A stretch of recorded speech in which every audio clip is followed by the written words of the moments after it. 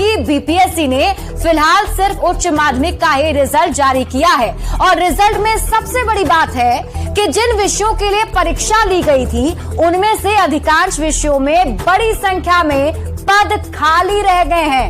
हिंदी की बात करें तो 3221 पद पर बहाली होनी है, जिसमें से सिर्फ 525 अभ्यर्थी पास हुए हैं, यानी सीटों के सिर्फ 16% से कुछ ज्यादा अभ्यर्थी ही पास हुए हैं और 83% से ज्यादा सीटों पर हिंदी के योग्य शिक्षक मिले ही नहीं।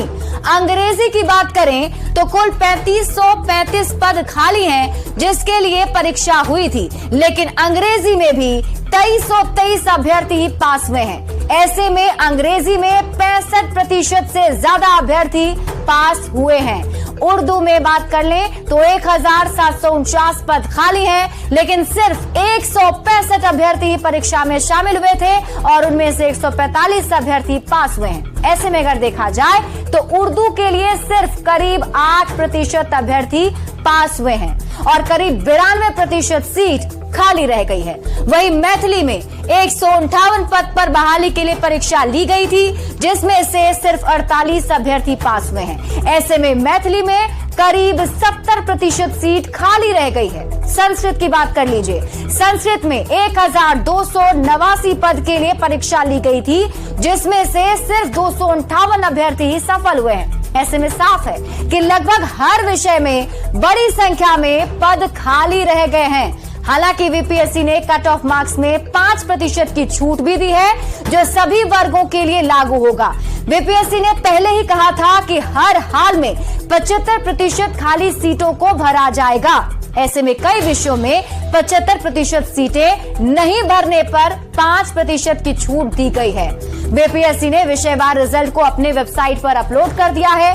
रिजल्ट जारी होने के साथ ही सफल अभ्यर्थियों को जिला भी आवंटित किया जा रहा है। ही ज्वाइनिंग प्रक्रिया भी शुरू हो जाएगी।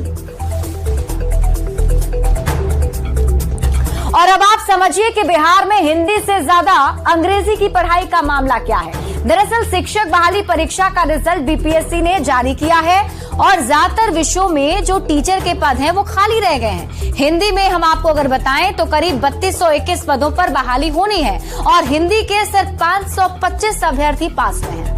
अंग्रेजी विषय की बात कर लीजिए तो इसमें 3535 पद खाली हैं, जिसमें से 2323 अभ्यर्थी पास हुए हैं।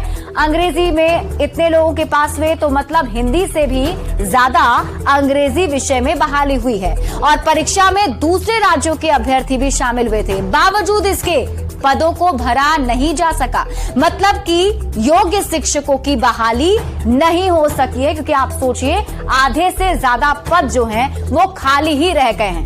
बढ़ते हैं आगे। बिहार सरकार ने नवरात्र के दौरान शिक्षकों की आवासीय ट्रेनिंग के आदेश को स्थगित कर दिया है।